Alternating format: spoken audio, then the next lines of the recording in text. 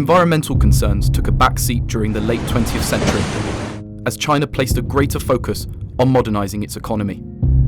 But as the country's national development strategy has adjusted to reflect the problem of climate change and the need for achieving a low-carbon economy, public awareness in protecting their environment has increasingly grown. Things move step by step. At the beginning, I think when there's a shortage economy, you really couldn't think more. But then with the progress of the economy and with a wide awareness in the public, there is more attention, more support given to environmental protections. Beijing used to be one of the most polluted cities in China, but has recently started embracing a more environmentally friendly lifestyle, including the sorting of rubbish, which began last year in May. Now I've come to meet Hai Li, an experienced environmentalist, to see how the concept of rubbish has changed in her community. 这种就是环保的生活方式，它其实是一种不应该说是生活方式，是一种行为思维方式。什么叫干净干燥？它必须得完全打开，没有死角的打开，然后给它晾开，这样的话不会产生霉菌。你产生霉菌之后，就会对回收的人造成二次伤害。我们对垃圾一定要有个态度，垃圾它不是垃圾，那它是，如果它是资源，它就一定是干净的，不能给社会造成，不管是清运的人呢，还是回收的人，你要给他们一个尊重嘛。Excessive packaging is an increasingly wasteful part of modern urban life. But Hai Li is trying to change that too by having her cardboard packaging retrieved by delivery firms. 像京东，他们都有回收计划，对于参与者，他会给一定的奖励积分，因为这个东西是可以很大的利用的，它确实是不需要我们再重新生产新的。其实我们回收的时候有个原则，就是说你为了一定就是要交给别人的时候，让别人好使用，所以我会把胶条都撕下来，快递来了，你就让他拿走。As for Hai Li's household food waste, such as fruit peels and vegetable scraps, this is placed in her own compost bin, which over time will turn into clean, odorless fertilizer. 厨余直接的放在里面，最好块不要太大，如果块大一点呢，你就切一切，然后它里面现在已经有很多的肥料了，已经一满罐了。Hai Li has a specific corner in her home just for her family's rubbish, and adds it to any waste she produces at home or even outside. 当你对垃圾就是产生一种就是责任的时候，你认为这个垃圾会产生一定社会危害的时候，所以呢，你就会就是把你所有能收集到的垃圾会带回家来进行统一的处理，包括我们朋友之间也是这样。比如说我们外出聚会，我会给他们带好这些餐具，用不上就不用，但是如果用得上的话，就可以节约一些这些浪费。It's amazing that Hai Li can live an almost waste-free lifestyle. But even through her enormous efforts, she still can't live completely waste-free. So what happens to the 2 kilograms of rubbish her and her family produce every month? Well, that goes to an online rubbish sorting service called ifenlei, which in Chinese means love to sort. So I'm going to make an appointment to have this rubbish collected. Now what I need to do is just use my phone and get up WeChat. Once I get up WeChat, I can make an appointment by selecting the time. I'm going to go for 2 and 4 o'clock. I can select that and then make my confirmation, and it's all done. Rubbish that has been sorted correctly will earn residents points that can then be exchanged for money at local shops. After ifenlei has collected the rubbish, it is then sorted into 50 different categories before being packaged and transferred to companies which can process the waste materials. Now behind me is 50 different types of rubbish that's waiting to be recycled. According to manager Xu, the rubbish is then sorted into glass, electronics, dishware and clothing, as well as other recyclable or harmful materials. More than 95% of the waste collected here can be recycled, and it's surprising to see what kinds of everyday items can actually be salvaged. 还有这个 X 光片，对，这是大家生病了之后拍的这个片子，这个可能每家每户有一些，累积起来它就很多了。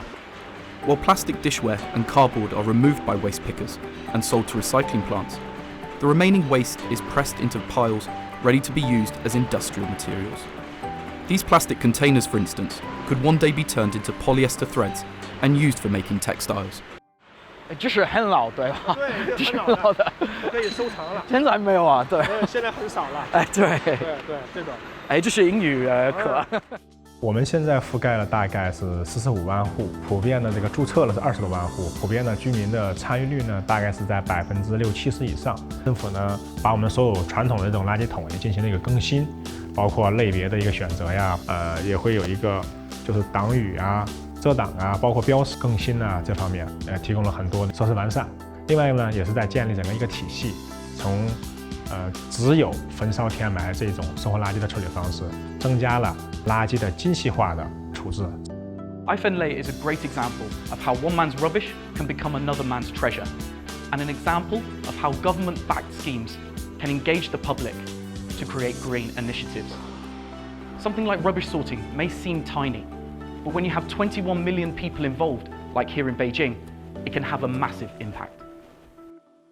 Whether we are able to avoid dangerous climate change will in large measure be determined by the sustainability of the infrastructure that we build. China, the world's largest car market, now also dominates in the adoption of zero-emission vehicles. In its capital, Beijing, the city has enthusiastically participated in the government's new carbon neutrality pledge to promote the use of climate-friendly and sustainable transport. While most countries are focused on cutting pollution by reducing personal vehicle use, Chinese officials have prioritized another area that they think would have a bigger impact: buses. I'm standing at the refueling depot for one of Beijing's most popular bus routes, the number 1 bus. Now, unlike most depots, which have a strong smell of petrol in the air, this depot doesn't smell of anything, and that's because the buses here are all electric. Now, these electric buses have been in commission since 2017 and can carry up to 80 passengers at one time.